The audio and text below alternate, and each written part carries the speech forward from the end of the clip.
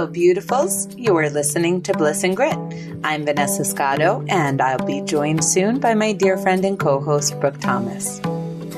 On the show, we're talking about being on the embodied spiritual path. What does that actually mean? What is a real evolution of our lives? How do we ultimately embrace everything, all the beauty and crazy, the joys and the messes, the bliss and the grit that is a human life? In today's episode, we're talking about some of the experiences we've had arise for us while on this embodied spiritual path, including touching into our own pain bodies. And actually, while we're recording, we're literally experiencing some of our pain bodies, so it makes for an extra revelatory talk.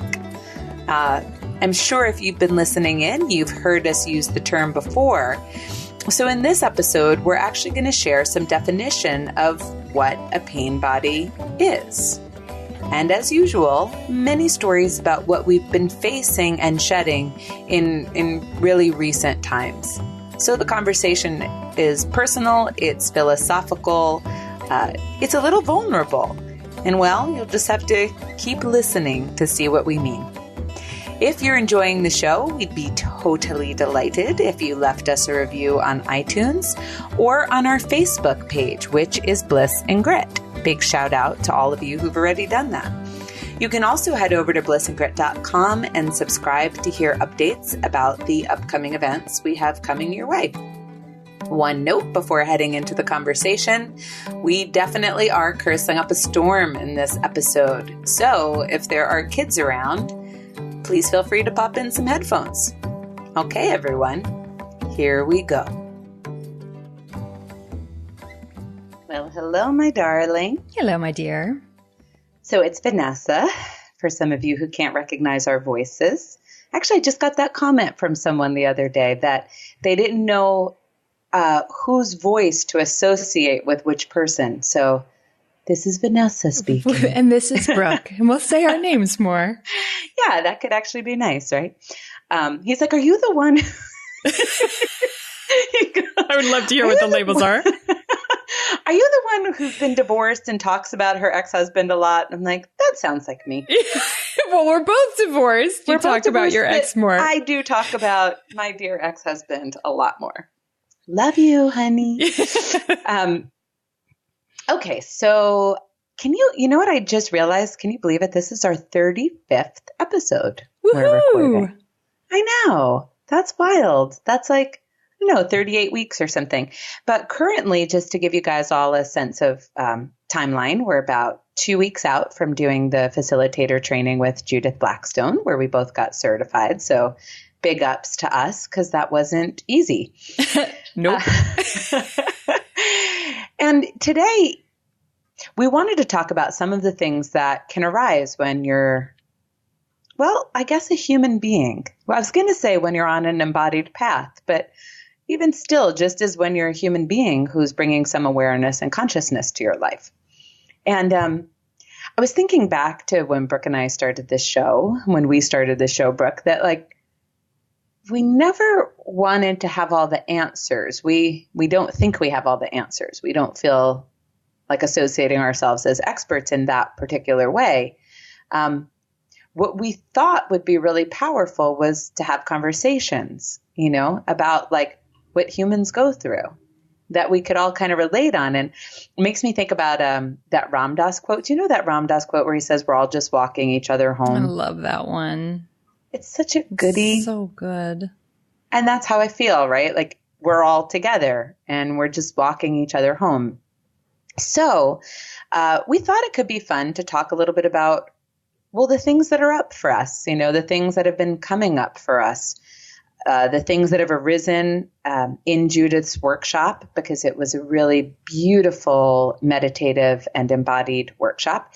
And then some of the things, maybe I'll go into some of the things that have arisen for me since. Mm-hmm. I don't know. Yeah. So do you want to kick it off, or should I kick off something that came up in Judith's workshop for me and then let you just banter off of that? I would love to hear what you want to say about your experience, because I don't know what I'm going to say about mine, except that I think you're getting at something so critical, because The idea, right, in like happiness culture is that if you do this work, if you do your work to bring more consciousness, awareness, healing to your life, you'll just feel better and better and better and better. And you are healing, which is a form of better. But it brings up a bunch of shit, you know, and it's like, we were just at our final week of the realization process training with Judith, as you mentioned. It was a lot of deep work for a week. And my experience with that, both with Judith's work in the past and also with other retreats, is like I come back home to my life and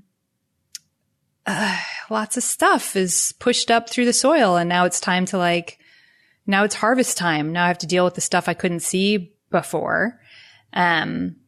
Clarity comes through, and it doesn't always feel like the hills are alive with the sound of music, you know? So I think that's really important to touch on. And it's certainly where you and I are right now. Yeah, I was thinking, one of you beautiful listeners had written to us saying like, okay, I'm going to go on this meditation retreat and like, what should I expect? And it's like, oh, I don't even want to begin to I know. I was open that up because, you know, it's so personal and individual. And but a lot of what does happen for me, it's like cracking an egg, right? Yeah. Like you finally make all of this space for yourself. And all of these things come through, as you're saying. It's like the spaciousness gives you room to let all of these things you hadn't seen come into the light of awareness, right? So there's a lot that you meet. And sometimes it's just been in the most fucking magical ways. Like when we're at Dharma Ocean and I'm like having meditations that are bordering on orgasmically connected to the earth, or like I've had some super cool ones where I'm like tripping out, seeing visions, seeing like what seems like past life stuff. And there's like those quote unquote magical ones, which I mean, I always actually love when I have those. But a lot of it is really just sitting with like the deep places within ourselves, you know, the deep wounds, the ways in which we've constricted. Yeah. So I don't know. I think this is a good moment. Let's just say out loud, and then I'm going to go into my experience. You all have heard us talk for a long time now, if you've been listening in regularly, or maybe you're just popping into this episode, because that happens too. But Brooke and I have three major teachers we're referencing a lot, right? It's Kieran Trace, it's Judith Blackstone, and it's Reggie Ray. And they're all so different in certain ways. And then, they have very related threads as well. And then related threads, right? Because true is true, as Kieran would often say. And it's like these threads of embodiment and constrictions. And so we're probably going to mention them. So I'm just like saying their names out loud, because some of what happened for me in Judith's work was continued in my work with Kieran. Mm-hmm. Also, another note, another one of our fabulous listeners was saying they had tried one of these teachers on for size, and it just wasn't the same like fireworks fit as it was for us. Yeah. And, you know, that happens too, right? It's like when you're ready, the teacher will come, and it's like the teacher for you. Totally. You know, your teacher. Like I think I always often use the analogy of romantic relationships. You know, like Vanessa, you're very happily married to Mario. Lovely human being. You guys have a great marriage. But like, I don't want to be married to Mario. I can't even imagine that fit. It's like, you know, it's kind of like that with teachers. Like you don't necessarily have the same chemistry or connection or relationship. So yeah. You know, find the person that does make sparks fly for you. Ripening. Yeah. But perhaps these people are of interest to you as you hear us, and they're dynamic and amazing individuals, and they could be someone interesting in checking out. So we were at Judith Blackstone's meditation and spiritual psychology training. And something about Judith's meditative style really speaks to me. It's like so complete. You know, there's a way that I guess what she does is she guides you into experiencing the very core of yourself, right? The very core of yourself, in such a way that as you access that, you realize that you could be within yourself and you can be connected to everything all at once. It's like the most profound experience. And so there's this really deep sense of Vanessa, like the energy, the being, the Vanessa that is Vanessa. And at the same time, like you feel very at home, and at the same time, like connected to everything, not at all shelled off or removed. And that's what I find really powerful about Judith's work. So we were doing this meditation. I think like there's this one that really stands out to me, Brooke, where you were guiding me through the standing meditation when we're on the grass. And it's really, really simple. It's like a meditation we had done all week, kind of sitting, but we were standing now. We're standing on the earth, and that might have something to do with it for me, since that's such a powerful place. So we're going through the body, and Brooke's, kind of prompting me to become aware of myself and my feet, and inhabiting myself in my feet and my legs, and, going through it. And all of a sudden, I was embodied. It's like wholly, fully, completely embodied, which in that moment lets me realize how much that takes for me personally. It's like, because there are these levels of relative embodiment, which I don't know if anyone could agree with, but like, to me, it's like, yes, I'm present. Yes, I can feel my feet. I can inhabit them. I've had all of those moments. And yet when you kind of like land, it's just this different thing. Do you know what I mean? I do. And I think really landing in your body in the way that the realization process guides you in is rare. It's very, very subtle and profound. Yeah, it was pretty deep. And I landed, and the second I landed, tears just sprung out of my eyes, which was completely uncontrived and not even with a thought. But then the kind of reflection after is like, oh my God, this is so beautiful to be in my body. It was like the most beautiful thing to experience. I had moments of that, like at Dharma Ocean, where you're like, oh my God, I'm so beautiful. And life is so, it's like, it's actually quite breathtaking. And at the same time, it wasn't that I was walling off from other experience, because it was like, as I was landing in my body and I was kind of fully in awe of existing, I was also aware of all the sadness and pain I had of not existing prior. Sure. Totally. Right? So it wasn't this like obliteration of Vanessa or anything that I am or anything that I've been through. Instead, it was like this kind of completeness. And I guess I just thought after that, it was so powerful.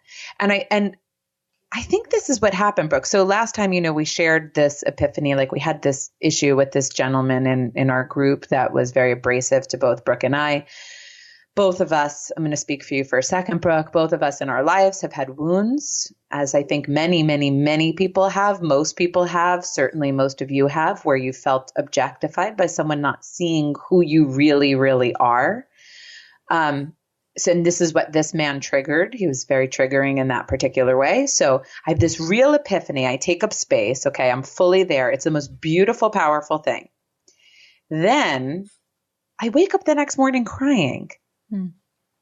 And the crying is like all the ways I couldn't exist, like, all the pain, all the memories. Like, so I guess we could say like a little pain body getting stirred. And then this really strong level of of knowledge, like of wisdom, like I get to exist no matter what, like no matter if someone likes it or doesn't, wants to kill me, wants to hurt me, like no one can take away what's true from me ever. Like that cannot be touched, actually. And that was really profoundly powerful. And then like that'll also then just go away. And then something else will arise where I'm afraid to exist again and afraid to take up space. And it's this like, I don't know. It's like, it's so interesting to notice that kind of feeling of expansion and contraction and expansion and contraction and epiphany and then forgetting. I know. What it's bringing up for me, like listening to you, and it's totally where I'm at too, Okay, fair warning to everyone listening. I am in full blown Debbie Downer. So that's probably the tone that's going to happen for this call. But there is this feeling sometimes of like, why are we doing this? Like, what the fuck? Because it isn't the like express train to Happyville, right? It's basically this agreement you make with yourself, unspoken, and even I would say you're unaware that it's what you're doing early on in the path, which is like, I'm not going to hide from myself or the world anymore, is the agreement, which is different than, or I'm going to like take the journey of discovering the ways that I hide from myself and the world, and the ways that I kind of view the world through that lens, which is totally different than like arriving at Happyville. And so you can have these big openings, awareness, shedding big layers of things. And then for me anyway, with where I'm at, what I'll find comes through quite a lot. I mean, there's definitely relief, but often on the heels of that is like the pain body is just like getting all their little tentacles through every little crack and just like grabbing hold. And it's just this flare up, you know, where I'm like, oh crap. No, like here's the part where I feel relief. Yeah. Well, that's the grabby hands we always talk so much about. It's like, we don't want to lose that relief state, which feels so good. Yes. But you know, remember how 10 minutes ago we were remembering how we were going to do an episode on depression and like the goods on depression? I love how I just wrote depression. Do an episode on depression. I'm like, what? What about it? What were we thinking about it? What about? Well, I mean, that Chogyam Trungpa Rinpoche loved depression so much as like this like very workable emotion. State. Sacred. But, you know, okay, if we begin back to the beginning of our journeys, it looks something like, if I keep going on like this, I'm just going to kill myself. Yeah, there is that. And so, you know, that's not really yeah. So it's like, it's a really clear motivation. Mm-hmm. And for many people, it is a little bit like that, you know, anxiety or depression or something is leading you in because what you're experiencing becomes an intolerable situation and you want it to get better. Mm-hmm. And so you try to do the things. Yeah. Okay. You try to do the things to make it better. You strive, you write goal lists, you find the right partner, you go to school, you try to do the things. And then you realize that since life is mirroring your wounding and your belief systems, you keep doing the things right. And you're still in pain or stuck or replicating your worst fears, like I'm not enough or the world is a, you know, terrible place. Or everything's always going to be hard. One of my personal faves. Or anything.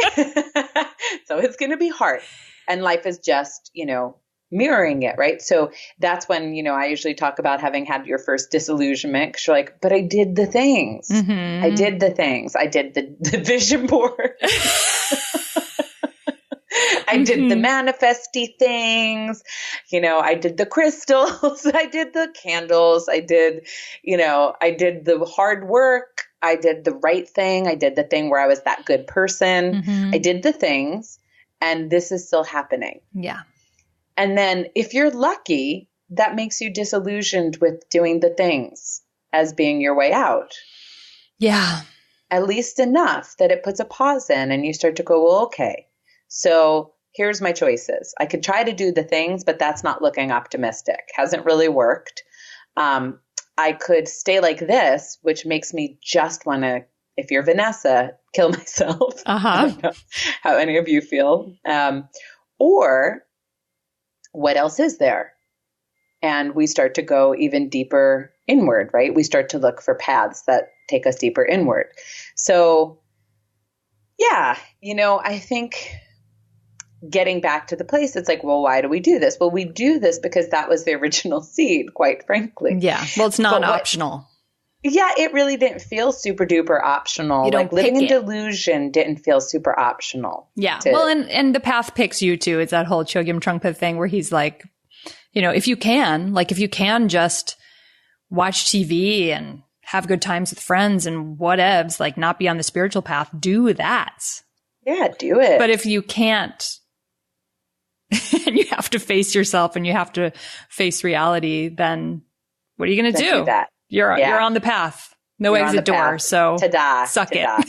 Yeah. And probably if you're listening, you're probably on the path, or why listen to this stuff, right? God. Like, why in the world? It's a bummer. We're talking about some very deep patterns of engagement with life, right? Mm-hmm.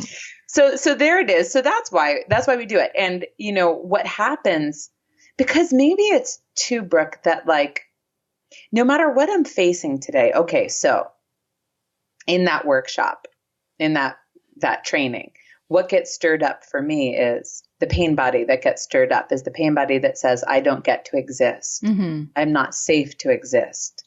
That's really probably the most foundational one that gets stirred up. And that's super oogie. Going into that one has got that haunted house feeling, like, woo, there's like a big beware sign. And, but then I have moments where I can experience the truth. Mm-hmm. Like in the meditation, like I get to exist. And not only that, but it is profoundly sacred and beautiful. And that is wonderful.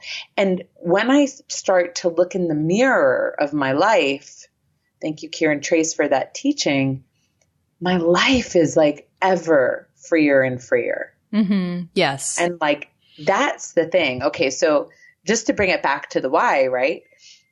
Because motivation is a really important thing. Like it's a really good thing. Check in. Why? Yeah, especially when you're having the Debbie Downer days, like I'm having right now, and when you're really in the weeds, when you've really you've been doing a lot of work, and it feels like, wow, you can kind of see how much there is in the system to address.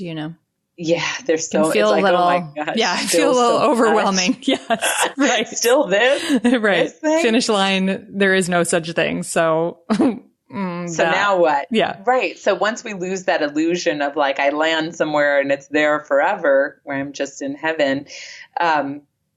So there's the internal shifts, right? So the more spaciousness, like no matter what, I still may be constricted. I am way more free than I ever was. Mm-hmm. Even in my constrictions, I'm way more free. What I haven't shed entirely was all my pain bodies. Mm-hmm. So I can still get hooked. But when I'm not hooked, there's way more spaciousness in my daily movement. And I can get out of the hooked way faster than ever. Because you understand that you're hooked by something and not that it is you. And that's just how life goes. Like I remember talking to you on one of our personal phone calls recently, and I was just having one of those days where I was like, oh my God, like why so much? Like why is it so much to work through? And why the fuck am I doing all that? Like what? And then I just had this moment talking to you and I was like, oh, okay. Like there's a lot to meet and see and address now, and that's ongoing. But if I remember back, I used to just be making myself crazy all the time. And I believed it was the truth. I believed that was just how life was. It's how life felt. Life is suffering. Life is hard work. Life is striving, blah, blah, blah, blah, blah. The bajillions of different belief systems that I had running. So it's like, wow, what a relief. You still have to see them, see all the thoughts and the pain bodies and the conditioning and whatever terminology you want to use for it. But at least they're not you, and you can see them with this different, and you just don't make yourself bonkers. So actually, and life does feel a lot more alive, and that there's room to have a different fucking response to the world and to your thoughts, and not to just like race down the rabbit hole the way you always have. What I think it is that when you're hooked in the pain body, it feels like, why am I on this path? Yes, right. Well, that's mine right now is this like cloudy, I was describing it the other day as lumpish. Like I just feel kind of lumpish. Like nothing feels juicy or alive. It's just like, like, is there something I could enjoy? Like a piece of chocolate? Kind of. Like, it just really has that quality right now. It will pass. Right. But when you're in that, it's really just like, feel like you're pushing the rock up the hill again. That's right. That's Sisyphus, right? Because given that time's an illusion, when the pain body is activated, it thinks it's always active. It thinks it's been doing this forever. Yep. It like collapses. It thinks there is a finish line that you're fucking up by not getting there already. Maybe, or that there's never one and it's all hopeless. I mean, the pain body's got a couple of different versions of how it can show up. So it's like when we're hooked in it. Oh, so let me say this, and then maybe we should just define the pain bodies. Yeah, I was just going to say, I've got to do a little reading from Eckhart. Yeah. So, okay. So there's like these two things that you're looking at in terms of your motivation. So the first is you start to know you're not your pain. You're not your suffering. You're not your belief systems. You're other than that. If you're really starting to connect, you realize like, wow, you're everything. You're one. You're divine. And you have your moments of that. And you start to get space so that as your pain bodies get triggered, you can start to say, that's what it is. It's a pain body, faster and faster. And you can get looser and looser. And you breathe different and you move different and you relate different and you sleep different and you think different. And your mirror is different. The things that show up in your life are actually better, like just better. Yes. And that was the second part of what I was going to say. And then you look in your life and you see it being reflected, that healing is reflected. Yeah. That you may experience these wires, you may trip this pain body, but that your whole life is not built around these pain bodies anymore because you start to see, it's like, it's not so naughty. It's not so complex and confusing to step out of some of the disturbance because your life is now reflecting the spaciousness. Yeah, that there's you're less gaining. Drama, there's less lack, there's less fear. There, all that stuff really does actually change. Less things to be afraid of. Yeah. Less problems to solve. Less confusions to meet. And that really is happening. And that's what's tremendous. Okay. But the pain bodies, they do happen. So let's give our attempt at some definitions here. So why don't you read Eckhart Tolle and then I'll read a little bit from Kieran. So first of all, pain body is a term that Eckhart Tolle came up with. He's written Power of Now and something else. New Earth. Thank you. I'm like some other thing. Some other really giant book. Yeah, which actually is great. Popular. I love A New Earth. So here's a quick little definition. Obviously, he talks about it a lot more than this few sentences, but he says, the pain body is my term for the accumulation of old emotional pain that almost all people carry in their energy field. I see it as a semi-autonomous psychic entity. It consists of negative emotions that were not faced, accepted, and then let go in the moment they arose. So, I will just add to this that it's important, or I think the pain body it's pointing at a cluster of thoughts and belief systems, conditioning, and the way that it becomes a lens that you see the world and believe the world. So it's not like, I think sometimes people can take it in this woo-woo way where it's like, what layer of the auric field, it's not that kind of like specificity. He's talking about really the kinds of very straightforward things that we would talk about in psychology, like the things that you believe are true about the world based on what your thoughts keep telling you, which is based on your experiences of your life. What I like in what he's saying, when he uses the word psychic entity, what I like about that is that it's very clear that when a pain body is activated, it is like a hijacking energy. It is a parasitic thing. Yes. And it feels like a very different self. It does. So we've talked about this probably in episodes before, but it's like in that pain body. Okay, so I told an example episodes ago where my husband was traveling for work. I thought that he was going to be able to get home to see me. He wound up having another work trip, and it was really putting us at like 3 or 4 weeks without seeing each other. And or maybe it was even less, I don't know, 2 weeks, whatever. But I was alone. I was all alone in the house in my new city. So I had this real pain body trigger, and my pain body goes something like, I am alone. That's like the umbrella term of the pain body. And then there's all these subheadings under that. I'll always be alone. I have to do everything for myself. No one will ever be there for me. Don't expect too much from people, blah, blah, blah, blah, blah. And there's feelings that came with it, like hopeless or depressed or crawl under the cover, kind of feelings, behaviors. So what happens is when that pain body got triggered, all of a sudden, all of my wisdom, all of my natural optimism, all of the parts of me that actually know very better than that I'm alone. I am completely not alone. I am really very well supported by life. And I'm connected to things. And I know that all gone. Yep. Like as if I never knew that, it was like disappeared. This psychic entity that was like calling the shots. Now it is me. It's just a collection of pains and traumas and belief systems, but entity feels right? Because it's like the Vanessa that is Vanessa-ing right now, that is connected and full of wisdom, was not calling the shots anymore. There was something else.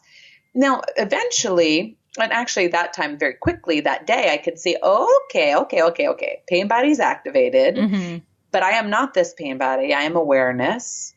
So then I could sit with the pain body, and then I could bring awareness to it, and then I could soften it, and then I could get some relief, right?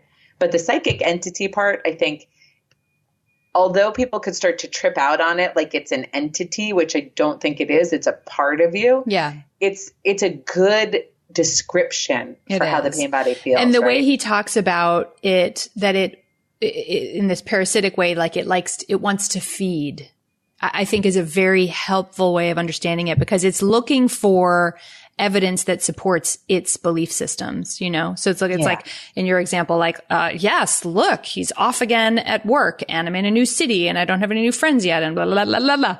Like it's just keeps looking for evidence. Like money pain body. Everyone's heard me say this a million times. It's my like most crunchy conditioning house. Love and relationships is a close second. You're like, it's like a photo finish, those two. But money stuff is up right now in this super benign way where, my son's going to private school next year. So I have to start paying for school. And it's so funny because it's like, I have the money that I need for that tuition. And the pain body's it just keeps wanting to race, right? And it's like, yeah, but you were putting that money aside to try and save up for a house. And look, you haven't even saved up nearly as much as you thought you would. And you're a single mom and you live in a little rental house. And it's really irresponsible to blah, blah, blah, blah, blah, blah, blah, blah. It wants to prove its point so that it can keep giving you that lens to see through. I could just as easily see like, oh, look, the tuition is this much. And I have this extra side gig I do every week, which is the same amount of money. The numbers match. Huh. How awesome. But it won't it's like, no, I'm going to tell you why that's all terrible. Well, I guess if you think about it as an entity and like it needs to feed, right? Like everything wants to stay alive to a certain extent. Yeah, it wants to prove its right to exist, Yeah, so it's just like yum, yum, yum. And that's why sometimes we can get really hooked in our own dramas. Okay, let's read a little bit of Kieran just to add to this conversation. Yeah. So, just to remind you, like, okay, we get from Buddhism, we've talked about the fact that we're born pure.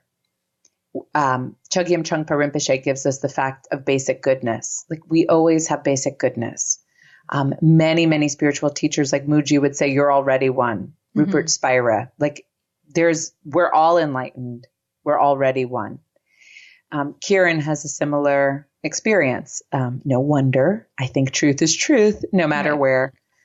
So what she's basically starting to talk about when she gives her own twist on the pain body is that these are like the thoughts and the levels of conditioning that take us outside of the experience of oneness, take us outside of the experience of truth and the core self, kind of like I was describing what I experienced in Judas meditations. So here's something that she says about the pain body. Okay. So she says about the pain body, it is fundamentally fear, sometimes obvious, oftentimes very subtle, that is in your physical body, not just your head, and is guarding your deeply wounded places. Fear has these traceable movements in how it guards your wounds, Mostly the movement is to disconnect you in some way so you won't feel them, but then you don't feel much of anything. So we all have wounds buried in our bodies, and each of these wounds, although guarded by fear, get triggered by the day-to-day events. How can you tell they're triggered? Well, it's a feeling that nothing is very juicy or alive. It's a profound lack of interest. Things feel empty and without their allure, which is some of what you were just sharing with us earlier, right? Lumpish. Your own unique spin on, but like clay. Yeah. Yeah. Wait, are you sure Rick and Morty can't even bring you joy? Is that where we're at? Yes, Vanessa. I was trying to watch Rick and Morty last night. And I was like, haha. I want to be enjoying this. For those of you who are wondering what the fuck we're talking about, Rick and Morty is a hilarious show that don't watch it unless you have an extremely dark and twisted sense of humor, or it'll ruin Vanessa and I for you forever, because you'll see just how deranged we are. But if you're deranged like us, enjoy. Yeah, you'll just wonder what's the matter with these chicks. But we're really telling you what's the matter on a daily basis. So there you go. So there we go. So we have this idea of the pain body, fundamentally fear. Mm-hmm. All right. What Kieran offers forth, I think, is like a little bit of a refinement over the way that Eckhart Tolle says it, because he's often talking about the emotionality of it, like the emotional field. Yeah. I like the way that you talk about it as like the mental level, the emotional level, and then the body or behavioral level. Mm-hmm. And that the pain body really has all three components when it gets stored. And I think that's a lot more of like what you experience as you're going through a healing process, right? Like you'll identify a belief system. You may even feel a moment or moments where that was formed if you go into it. Like with Judith's work, for example, oh gosh, I had a pain body. What was it? There was one that I felt in my body just recently. Well, I can give the one from the first time that I did the training. But so let's say in my hips, like I'm experiencing a lot of tension and resistance in my hips. And when you go into that place in your body of constriction, which is how pain bodies are, they're like literally stored in your body. That's kind of the thing across the board. They're stored in your body. So as I sat in the constriction, I could start to get memories flipping like a Rolodex of all the places that constriction got formed. And it came with things like words and beliefs, like it's not safe to be seen. My body is not my body. You know, all of these different no is not safe, right? And we can get this kind of like flip book of moments and memories sometimes not. Sometimes you won't find them. Sometimes they go back too far, maybe even to another life. I don't know. But you get these flip books. And then you'll get, the belief. You'll get some mental thoughts that go with it. Like I said, it's not safe to say no, or it's my job to make people happy. Okay, that might be like a mental level. And then emotions, grief, anger, despair, and all of these things come together in a swirl that is the beautiful psychic entity that is pain body. And the thing I think that's interesting about fear that Kieran's kind of offered to add an element to it is, I think a couple of things. Like, so one, fear is the thing that ultimately turns us away from that experience of oneness. Like, well, I can't just let go and exist and be me or else. Yes. Right? Because that's how most of these constrictions are formed. It's like we were these pure little basically good beings at one with life. And then we met a world that was full of preferences and conditions and traumas that said, do not be just like this. Just like this is not quite right. I'd appreciate it. Be like this, or more forcibly, be the fuck like this, or else. Right? Contort in this way. Turn that way, and we're like, holy shit! We're trying to keep up with the world, and so we're forming these pain bodies. First is just reactions. Like if someone raises their hand to hit me, I'm going to flinch. Right? It's just a reaction. But we hold on to it in some way as a fear. Like if I was to let go of this, I may not remember that someone could smack me. Yeah. If I was to let go of this, I may just exist, and that may make me too visible. Yeah. Or too palpable, or too bothersome, or too much. So there's like these weird levels at which like we're afraid to just be at one. Yeah. It runs into the time problem again. Because it's like, in the past, this is how this went. So I have to jump out into the future and make sure I keep doing it this way so that it never happens again. Yeah. So they're really loaded. So I guess why I'm mentioning that is it almost like links back to what you were saying earlier. It's like the pain bodies are so loaded. We're afraid to let them go too. Yeah. Like, so not only are we afraid to touch them, which is the most obvious level all of us can think of, like, you know, if any of you have been wounded in your lives in any way, you know, you can already relate to saying that it's hard to go into pain and just make space for it and hold it. In reality, it's not hard. Right. But in anticipation, it's quite hard. It feels scary. Yeah. Feels very scary. So that's the obvious level. But the subtle level is, but what if I was to let this go? I mean, I'm holding on to all of these constrictions, as my identity. So who the fuck would I be and what would life be like? Yeah, which can feel pretty large and overwhelming. Pretty large and overwhelming. And B, to stay safe. Yeah. To stay, you know, invulnerable to harm. And so it's like, if I was to let go of this pain body, then what? So I feel like when you and I start to do this work and all of this stuff gets stirred up, but it's like what I was saying, oh my God, after Judith's workshop, and then I had that crazy, amazing session with Kieran that was like blowing my mind everywhere. Then I'm like, okay, that's great. Now I just want to take a time out and watch TV and like not feel anything. Yeah. And like, what the fuck is that? It wasn't even that it was hard stuff. It was beautiful stuff. But it's like, even with the beautiful stuff, there's some level of resistance to just letting it all go. Yeah. Because the whole thing propping up the ego mind in general is this idea that it's driving the car. And it's not driving the fucking car. I'm saying a lot of fucking today. It's because I'm in Debbie Downer mode. But it's like, if it thinks it's driving the car, if it lets go of the wheel, that means tragic car wreck. But it's not.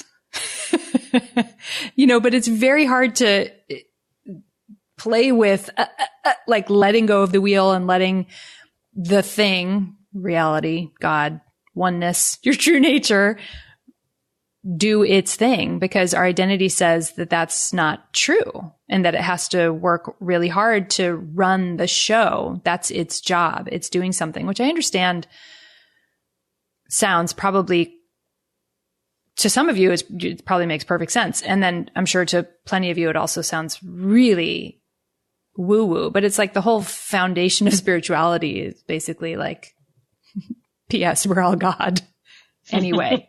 You know, and then we have these funny things that we pull down over God and that we filter the light through, and that makes us see what we see, the way our lives wind up going. So it maybe seems woo-woo and maybe it seems totally straightforward, since all of you listening are undoubtedly on some kind of path.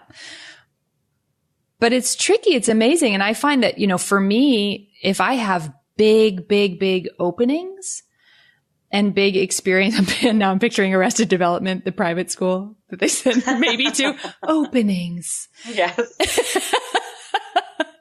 But if I can really experience oneness, which I have had a handful of times, like really knowing it, usually so far anyway, then another wave comes and kind of pulls me in the undertow. And it's almost like my pain bodies get very, very agitated by feeling that they're not true and they're not in control. And they really kind of come for me. It's an interesting thing. That's extra creepy way to say it. They come for me. I'd like to just like the zombie hands. Way of saying that. They just fight for their warned lives. you I was Debbie Downer. I know, but let's just ixnay on the zombie hands pulling you underneath. Let's just say that what they do is your primal survival system kicks in and they kick for their lives. Right. Because they formed in the understanding, this is just what we were talking about before we got on the call, that like they're keeping you safe, you know? So to have a less like dark and creepy tone, they're doing it in innocence, you know, they're doing it in the belief that they're really super helping you out. And I do think that there's something to the idea of, my friend Christina calls it the dribble effect, you know, that like you can have these big openings and yes, the pain bodies come back and you experience viewing your world through them. And I do think that there's a toggling that happens and that the waves get smaller, that's from a Pema Chodron story, actually. Do you remember that story where she I think she was talking about, it was the very first time she met with her teacher, Chogyam Trungpa Rinpoche, who we keep mentioning a lot in this episode. And she spent the whole first time meeting with him, just the two of them, for like a teacher-student interview, kind of pretending that she was on it. You know, like, oh yes, the meditation's very helpful. It's, oh, I feel so much better, so much more, so much less anxiety, blah, blah, blah. And of course, you know, for what I've heard about Trungpa, I'm sure he was completely ignoring her, just like, yeah. And then it was as he was escorting her out, walking her out, that she said, actually, you know, like, I'm filled with rage and I don't know why. And I just am consumed by it and it's running my life. And he just said to her, you know, as they were concluding it, like, yes, it's like that. You'll find that the waves keep coming and eventually the waves get smaller. It's like, okay, eventually the waves get smaller, less undertow. And eventually you're just kind of like, you know, standing at the shore with them lapping at your ankles, I'm sure. Yeah. Boy, is this our most Debbie Downer episode ever? I think it might be. But we're coming off of a big training where we worked on a lot of conditioning. Sorry. There is good news in here. There is good news in here. we can't end on question mark. There is good news here. Well, it's not in fact a question mark. I'm trying to see if we got that across in any way. You know, that like, that to stand in my own body is a memory that I will like hold on to forever. Mm-hmm. You know, it's the same thing like to be in Dharma Ocean and to have this experience where I was in my own body really, really fully.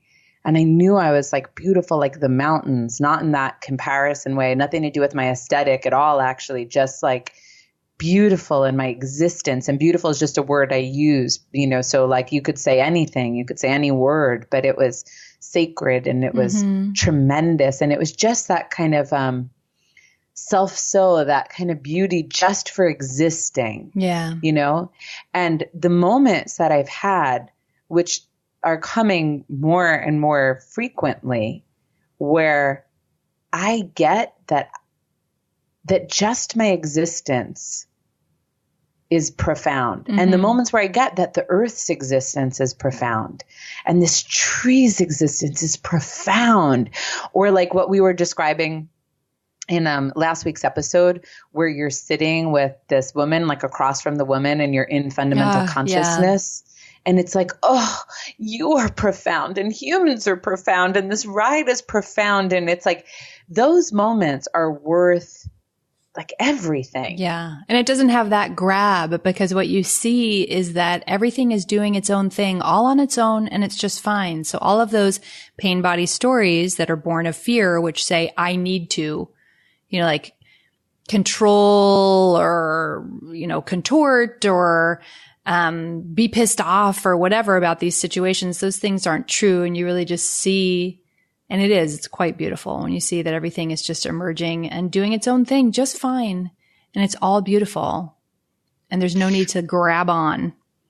I want to say it's something that could be like a tangent, given it's the end. That's a funny thing to do, but nevertheless, let's see where this goes. So the other day when I was talking to a client, I was saying something about God, you know, like you were just saying before, we're all God and whatever. I never really use the word God in my vernacular a lot. And even still today, I don't use it a ton. I'll say things like life wants you to be alive. Life doesn't want you to serve people and things like that. But the word God's been coming out of my mouth more. And she was like, you know, can you talk about that word? And is there another word? And like, why do you use that word? Because obviously that word is a pretty loaded word for people. Yeah. Right. And some people love that word in a lot of ways. And sure. Yeah. But there's a lot of energy put into that word. And, and I was like, okay, well, maybe I use it because Kieran will use that word pretty commonly. And so maybe in part it's just getting comfortable with it. But what I really thought it was when I really sat with it for a moment and reflected was that when I use the word God, I start to get this sense that I'm not alone because it's the most personified of the words. And I'm starting to realize that I'm loved by life. Oh, isn't that so great when that comes through and you're like, oh my God, it just loves me. Yes. And it's hard to get with different words. Like life is so impersonal, like just language, just how language sits with me. Yeah. And source is even kind of impersonal. Like I just picture kind of like I can picture energy if I think about that word, but like, it's not that when I say the word God, I picture some big dude sitting in heaven, like rocking me or anything. It just has the most animated form.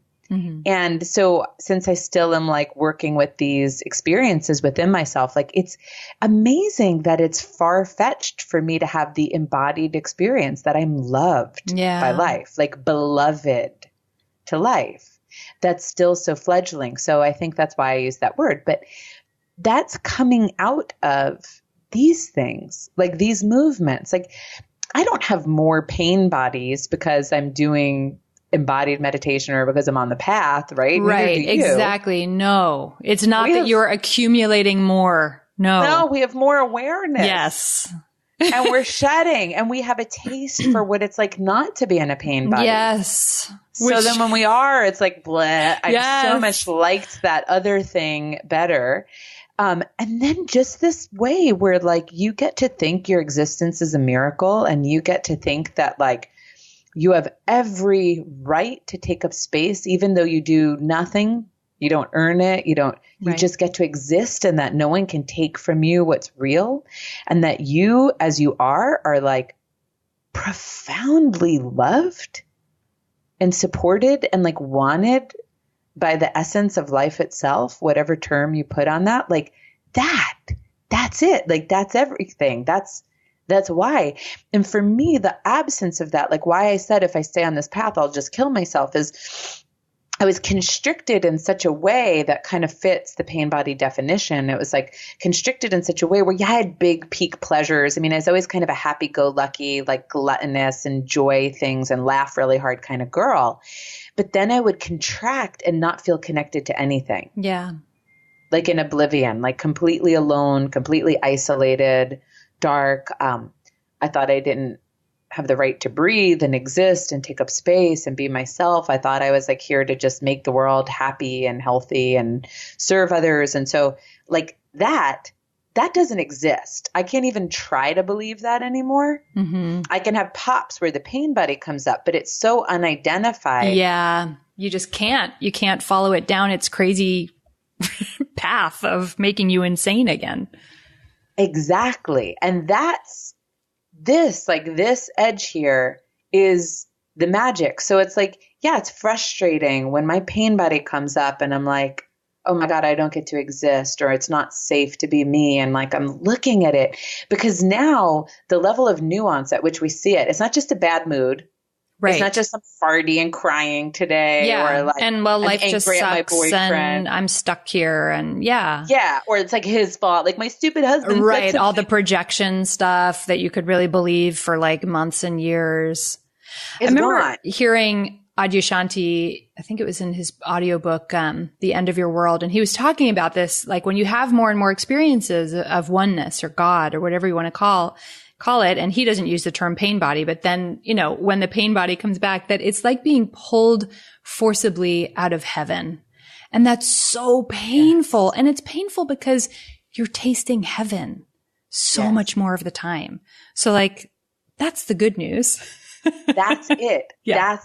That's what it's like. And it's so keen, that experience itself. And then the awareness is so much more like clarified. It's like, oh, this is nobody's fault. This is nothing. This is a mirror. So then what's in me? And oh my God, I'm like right on the core wound. Like I don't get to exist. That's right. Like, woo, we're going to look at that one. Yeah, okay. That is like way more core than like when I feel like, okay, I'm not good enough or, you know, I'm not lovable enough, which were super duper painful. Yeah. Don't get me wrong. I hated when I had that experience. But now it's like, oh, I don't get to exist and be safe. Mm-hmm. Boom. Now let's feel into that one, unravel that pattern. Yeah. Yeah. So it's like, it's so much more pinpointed. Like you're almost like as if you're getting in a little deeper. And so, yeah, it's intense and it feels like you're being pulled out of heaven. So you have more of that Shazam. I don't want to do this. I want to do the other thing. Right. You know what you're missing in that moment. Yes. Yeah.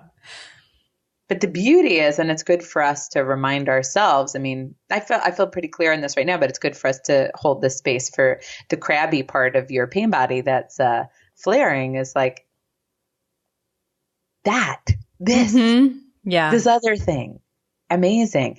And if any of you are sitting here going, okay, that's great. I'm starting to understand my pain bodies with more clarity and like, what do I do about them? We'll point you towards Kieran Trace. She gives some really good, lovely talks and writing about it. Actually, Kieran's free book is really nice, From Fear to Freedom. Oh, it is a good one. Yeah. Yeah. So that could be a good resource. And Eckhart Tolle talks a whole bunch about it. Yeah. But if we just keep it really simple, pain is like everything in life. It's like, it just wants to be held in love and awareness.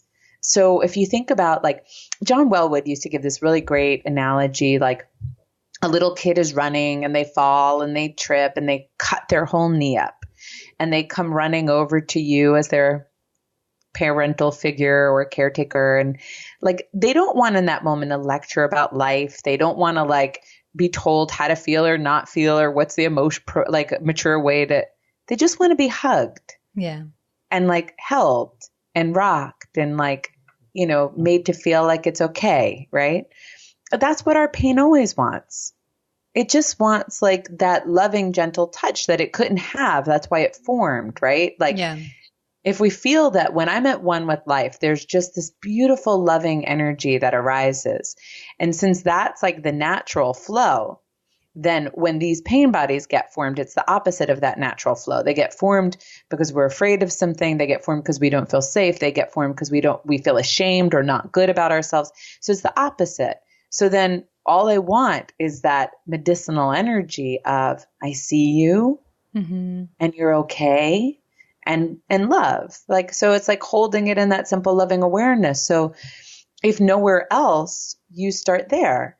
And if you're still too raw to start there with yourself, you start with a loving other, holding it in awareness. That's what it was when I did therapy in the beginning. Yeah. It's still what it is sometimes. You and I do it for each other, or like I do it with Kieran or whatever. Like if those spots are too owie and I don't know how to hold them with love, then I sit in the presence of someone else who does. Yeah.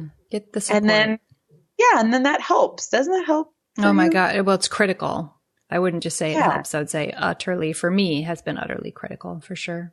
Yeah. And then that's it. Like that's the way it begins to loosen. And then the rest just organically unfolds from there, because actually we may feel sometimes scared of being free of constrictions because of our identities and because the ego doesn't want to let go and all the things we described.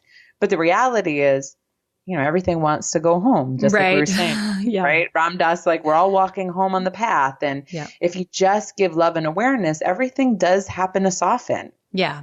That's what it does. Current of the river that we're in. So it's taking you there eventually. There. Look, we brought it around. Not so depressing. Not so depressing. I mean, not that everything has to end on a happy note, but I most certainly don't want to scare everyone away from embodied meditation. I mean, Lord. There's good news. Terrible for me. Well, there you have it, everybody.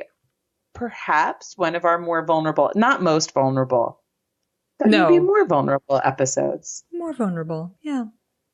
Okay. Well, till next week.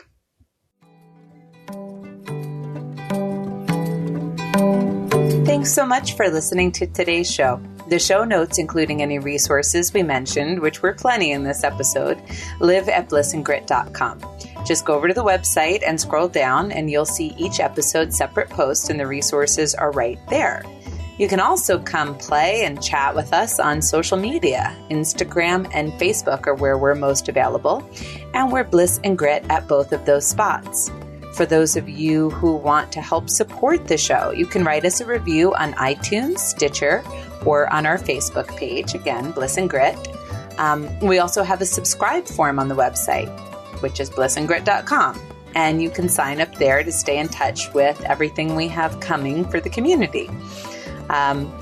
Also, you'll get a little button about how to work with Brooke and I individually. Some of you have reached out to us about that, and that lives on blissandgrit.com, all the information you might want. We've been loving hearing from all of you, and all of your reviews help other people find the show, which is what matters most to us. So if technology isn't your thing, but you're enjoying the show, well, we appreciate it if you just tell your friends who you think it might resonate with. Huge gratitude to all of you who've already written reviews. And here's one we want to share from Stephen Mace, who left it over on Facebook. Thanks to Brooke and Vanessa for a great podcast. Just started listening recently, and each episode has given me some, whoa, I need to think about that moments.